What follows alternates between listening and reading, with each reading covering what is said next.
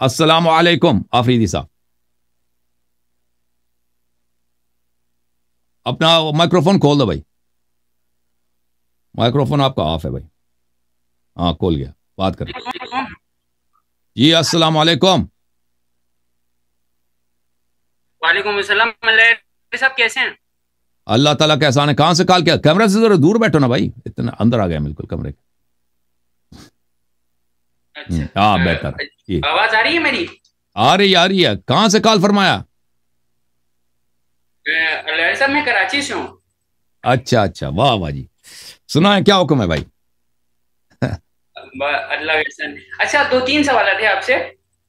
یار ایک سوال کرو، گلا جو ہے نا، گلا میرا خراب سوکھ گیا ہے یار ملائر صاحب تقریباً یہ کاظمی صاحب سے وہ کچھ کرا کے مہینے کے بعد باری آئی ہے. اگر ابھی بھی 3 سوال نہ کروں تو پھر کب کروں؟ کرو بولو کیا سوال ہے بھائی، بولو. اچھا بولیں. اچھا ملائر صاحب میرا پہلا سوال تو یہ ہے کہ جو ایگزسٹنس آف گاڈ کے متعلق ہے، وجود سوری، دلیل کیا ہے؟ ایگزسٹنس آف گاڈ، یہ کوئی بھائی دیکھیں، ہر چیز کا دیکھیں، اگر ہمیں کوئی مصنوع نظر آئے تو اس کا صانع کا ہونا ضروری ہے. اگر ہمیں کوئی آرٹیفیکٹ نظر آئے تو اس کا بنانے والا ضروری ہے. ٹھیک ہے نا؟ اور یہ دنیا سب کا سب آرٹیفیکٹ ہے. اس دنیا سب کا دنیا کو دیکھیں، جہاں پہ بھی دیکھیں، یہاں پہ یہ نقش ہے اللہ تعالیٰ کے کی عظمت کا، اللہ تعالیٰ کی قدرت کا، اللہ تعالیٰ کی حیات کا، اللہ تعالیٰ کی حکمت کا. یہ میرا انگوٹھا ہے، دیکھو بھائی، میں انگوٹھا اپنا دکھا دیتا ہوں آپ کو. یہ میرا انگوٹھا ہے، ٹھیک ہے نا؟ اب یہ کہتے ہیں کہ بھائی یہ خود بخود بن گیا. یہ خود بخود کہاں بن جاتا ہے یہ انگوٹھا؟ یہ تو ایک سادہ سی چیز ہے، اس میں ڈیزائن کوئی خاص نہیں ہے نا. یہ ڈیزائن انگوٹھے کا کہ ایک پتھر ہے، اس کے ایک چاندی ہے. یہ بہت سادہ سا ڈیزائن ہے. اب اس کو آپ جو ہے نا ایک امیبیا سے، ایک اللہ آپ کا بھلا کرے، ایک پروٹین کے سیل سے، ایک بلڈ سیل سے آپ اس کا قیاس کریں. یہ سیل جو ہے نا اتنا پیچیدہ ایک چیز ہے. بایولوجی جب ہم پڑھتے تھے کسی زمانے میں، انسان نے جو چیزیں بنائی ہیں نا، اس میں مثلا کمپیوٹر بہت، اس میں ڈیزائن بہت کمپلیکیٹڈ ہوتا ہے. ابھی موجودہ دور میں جو گاڑیاں نہیں آئی ہیں، اس میں ڈیزائن بہت لگتا ہے، اس میں انجینئرنگ بہت ہوتا ہے. کمپیوٹر میں انجینئرنگ بہت ہے. آپ کا جو ٹی وی مانیٹر ہے نا، یا کمپیوٹر کا مانیٹر ہے، اس میں بہت ڈیزائن لگتا ہے، انجینئرنگ لگتا ہے. سالوں کا محنت ہے، دہائیوں کا محنت ہے، ڈیکیڈز آف ورک. بلکہ اگر گہری نظر سے دیکھیں تو سینچریز آف ورک ہے اس میں. کئی سو سال کا محنت ہے کہ آپ کے سامنے ایک تصویر ہے جو میں آپ سے بات کر رہا ہوں، اسکرین. ٹھیک ہے نا؟ دیکھیں، انسانوں نے جن چیزوں کو بنایا، اس میں سب سے پیچیدہ چیز آرٹیفیکٹ انسانوں کا، مصنوع جو ہے انسانوں کا، وہ صنعت میں، انڈسٹری میں کیا ہے؟ وہ اسپیس شپ ہے. اسپیس شپ جب بنتا ہے نا تو اس میں بہت انجینئرنگ لگتی ہے، اس میں بہت ڈیزائن لگتا ہے. اب دیکھیں، ایک جو دنیا کا آپ سب سے سادہ ترین جو اس میں سیل آپ کو دنیا میں ملے گا، اس کا اگر آپ قیاس کریں، اس میں جو صرف ڈی این اے، باقی چیزوں، اس میں جو جینوم ہے، جو جینز ہے، سیل کو چھوڑیں، اس کا جو جینز وہ لے لیں، اس کا قیاس کریں اسپیس شپ سے. اس زمین آسمان کوئی قیاس ہی نہیں ہے. ایسا جیسے میں اس انگوٹھے کا اگر آپ قیاس کریں نا، یہ انگوٹھا زیادہ کمپلیکیٹڈ ہے یا اسپیس شپ زیادہ کمپلیکیٹڈ ہے؟ لازمی بات ہے، انگوٹھا کچھ بھی نہیں اس کے مقابلے میں. یہ تو کچھ بھی نہیں ہے اس کے مقابلے میں. یہ پینسل ہے میرے ہاتھ میں، یہ پینسل زیادہ کمپلیکیٹڈ ہے یا ایک کروز مسل زیادہ کمپلیکیٹڈ ہے؟ یہ تو اس میں قیاس نہیں. اسی طرح یعنی کہ قیاس بنتا ہی نہیں ہے. جو سادہ ترین جینوم میں، لیونگ تھنگز میں ہے، اور اس کا قیاس کریں آپ اسپیس شپ سے. اب اسپیس شپ بن سکتا ہے بائی اٹ سیلف؟ کبھی بھی نہیں بن سکتا. تو یہ تو اللہ تعالیٰ ہر طرف دیکھیں میرے بھائی، ہر طرف اللہ تعالیٰ کی عظمت کی نشانی، ہر طرف اللہ تعالیٰ کی حکمت کی نشانی، ہر طرف دیکھیں اللہ تعالیٰ. اور اس کے علاوہ بھی ہمارے پاس دلائل بہت زیادہ ہیں، لیکن ہمارا موضوع یہ نہیں، آپ موضوع سے نکل رہے ہیں. میرا ایک سوال یہ کہ اگر اتنی سمپل سی چیز خود بخود نہیں بن سکتی ہے، جو اتنا کائنات کو بنانے والا اس سے زیادہ کمپلیکس چیز ہوگا، وہ خود بخود کیسے بن گئے؟ کیا ان کو کسی کنسنسس سے بن گئے؟ تو یہی بات ہے نا. دیکھیں ہاں، تو عرض یہ ہے کہ ہر مصنوع، ہم نے نہیں کہا کہ ہر چیز کو صانع کی ضرورت ہے. ہم یہ کبھی نہیں کہتا ہے کہ ہر چیز کو صانع کی ضرورت ہے، نہیں. وہ چیز جس کے لیے سانے کی ضرورت ہے اس کو سانے چاہیے، اس کو سانے کی ضرورت ہے۔ اللہ تعالیٰ کی ذات کو کسی سانے کی ضرورت نہیں ہے، کیونکہ اللہ تعالیٰ لیس کمثلہ شیء، وہ ہماری طرح نہیں ہے کہ ہم میں ڈیزائن ہے، دیکھیں ہم مختلف اجزاء سے بنے، اللہ تعالیٰ میں کوئی ترکیب نہیں ہے۔ اللہ تعالیٰ اگر کوئی چیز مرکب ہے تو وہ اللہ نہیں ہے، اسی لیے ہم کہتے ہیں کہ اللہ تعالیٰ جسم نہیں ہو سکتا، جسمانی نہیں ہو سکتا، اس کے اعضاء نہیں ہو سکتا، اس کا ہاتھ پیر نہیں ہو سکتے، ٹھیک ہے نا۔ اللہ تعالیٰ بسیط ہے، اللہ تعالیٰ کا نہ داخلی عضو ہے، نہ عقل میں اس کے اجزاء آتے ہیں، نہ اس کے عضو ہے، نہ اس کے اجزاء ہیں، اجزاء خارجی ہیں، نہ اجزاء عقلی ہیں، تو اس میں کسی قسم کا ڈیزائن نہیں۔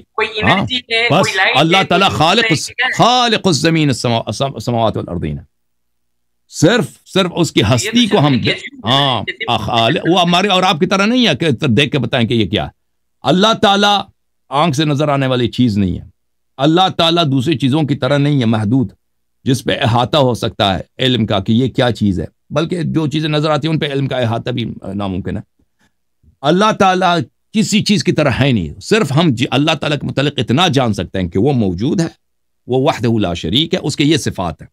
صفات یہ ہے کہ وہ حی ہے، وہ عالم ہے، وہ قدیر ہے، وہ اس میں نطق ہے، ٹھیک ہے نا، یہ صفات ہیں، اور یہ صفات اس میں نہیں ہے کہ وہ مرکب نہیں ہے، وہ متجزی نہیں ہے، وہ کسی محل کو گھیرتا نہیں ہے۔ تو اللہ تعالیٰ کے متعلق ہم اتنا جانتے ہیں، وہ کیا ہے، اس کی ذات کے متعلق وہ کیا ہے، وہ کچھ کوئی بتا نہیں سکتا، نہ نبی صلی اللہ علیہ وسلم وہ جانتے ہیں، نہ امیر المومنین علی علیہ السلام جانتے، کوئی نہیں جانتا اللہ کی ذات کے متعلق کہ وہ کیا ہے۔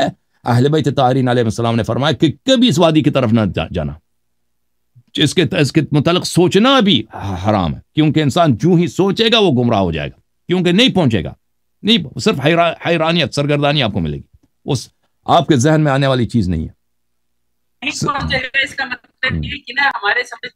تو ابھی جو ایتھیسٹ ہمارے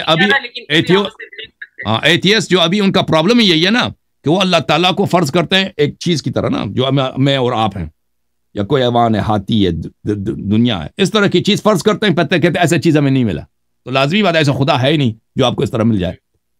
ایتھیسٹ جس خدا کو نفی کرتے ہیں نا وہ صحیح کہہ رہے ہیں، اس طرح کا خدا نہیں ہے، کیونکہ ان کے ذہن میں ایک تصور ہے، جیسے میں اور آپ ہوں نا، کہ اب میں اور آپ ہیں، محدود اشیاء ہیں، مثلا میں کرسی پہ بیٹھا ہوں، آپ سامنے بیٹھے ہیں، گفتگو کر رہے ہیں، اللہ بھی اسی طرح کوئی چیز ہوگی آسمان میں، داڑھی ہے بھائی، وہ ادھر سے دیکھ رہا ہے، بادشاہ ہے، سر پہ تاج ہے، اس کے ہاتھ میں ڈنڈا ہے، ملائکہ کے افواج ادھر ادھر پھر رہے ہیں، تخت پہ بیٹھا ہے، کبھی ادھر دیکھ رہا ہے، کبھی ادھر دیکھ رہا ہے، ٹھیک ہے نا، اوپر جاتا ہے، نیچے جاتا ہے، وہ اس آسمانی مخلوق، وہ تو پھر وہ اس کے متعلق آپ کہہ سکتے ہیں وہ کون ہے، وہ کیا چیز ہے، کیا کھاتا ہے، کیا پیتا ہے، کیا پہنتا ہے، وہ تو کہہ سکتے ہیں اس کے متعلق کہاں ہے۔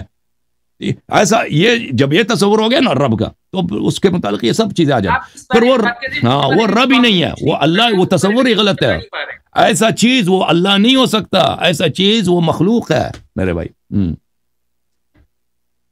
اوکے، آپ ہمارے موضوع سے بہت دور نکل گئے بھائی، اللہ آپ کو جزائے خیر۔ اچھا ٹھیک ہے، اور دوسرا اچھا ٹھیک ہے، چلو میں آپ کے موضوع کے متعلق سوال کرتا ہوں۔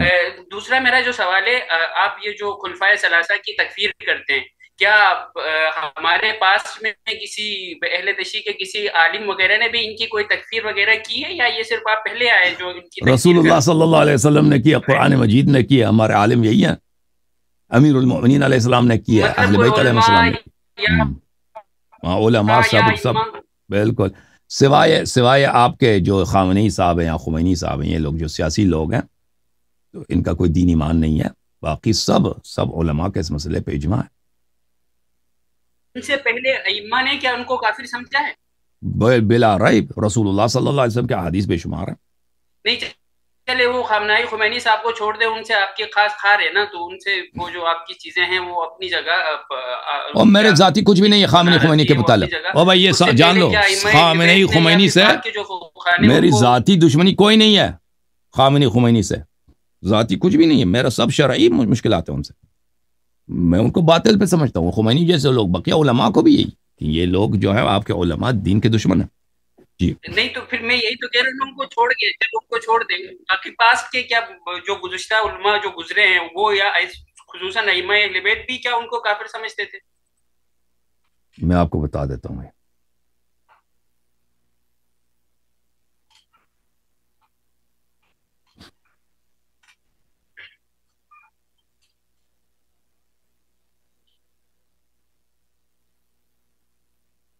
یہ دیکھو بھائی قرآن مجید کی آیت ہے، بسم اللہ الرحمن الرحیم، یا بنی اسرائیل اذکروا نعمتی التی انعمت علیکم وآمنوا بما انزلت مصدقا لما معکم. اللہ تعالیٰ کا خطاب ہے قرآن میں بنی اسرائیل سے، کیونکہ مدینہ میں یہود بھی رہتے تھے نا، لیکن یہ خطاب سب لوگوں سے ہے حقیقت میں. اذکروا نعمتی التی انعمت علیکم، جو نعمت میں نے آپ کو دی اس کو یاد کرو. وَأَوْفُوا بِعَهْدِي أُوفِ بِعَهْدِكُمْ، اور میرے وعدے پہ عمل کرو، میں بھی اپنے وعدے پہ عمل کروں گا. وَإِيَّايَ فَارْهَبُونِ، اور صرف مجھ سے ڈرو. وَآمِنُوا بِمَا أَنزَلْتُ مُصَدِّقًا لِمَا مَعَكُمْ، اور جو آپ کے پاس تورات ہے میں نے اسی کے مطابق، اسی کے تصدیق کرنے والے قرآن کو بھیجا، اسی کے تصدیق کرنے والے نبی کو بھیجا، اس پہ ایمان لاؤ. وَلَا تَكُونُوا أَوَّلَ كَافِرٍ بِهِ، اس قرآن کا، اس نبی کا ایک اول کافر ہوگا، ایک کافر اول ہوگا، نمبر ون، کافر نمبر ون ہوگا. تم بنی اسرائیل یہودیوں تم وہ نہ بنو، وہ کافر نمبر ون نہ بننا.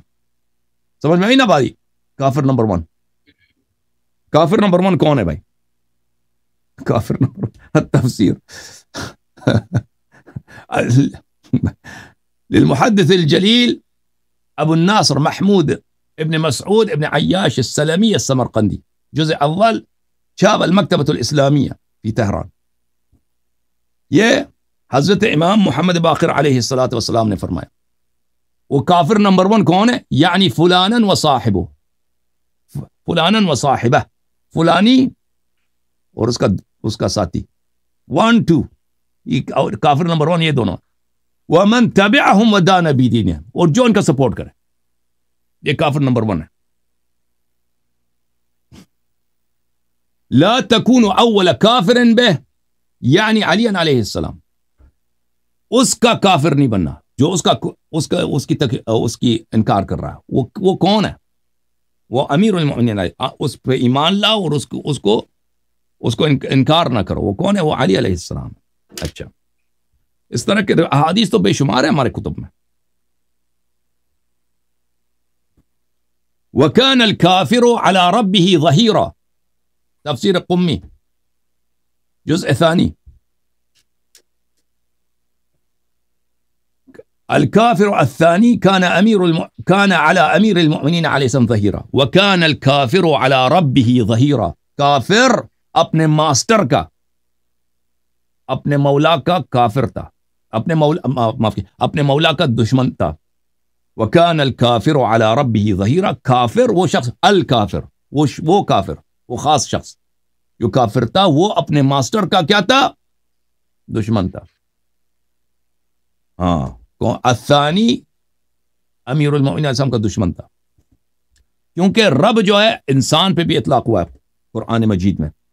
اذکرنی عند ربک، حضرت یوسف علیہ السلام نے اپنے جیل والے ساتھی سے کہا نا کہ میرا سفارش کر لینا اپنے رب کے پاس، یعنی فرعون مصر. بہت اللہ آپ کو عزت دے. تھینک یو سر، خدا آپ کو جزائے خیر.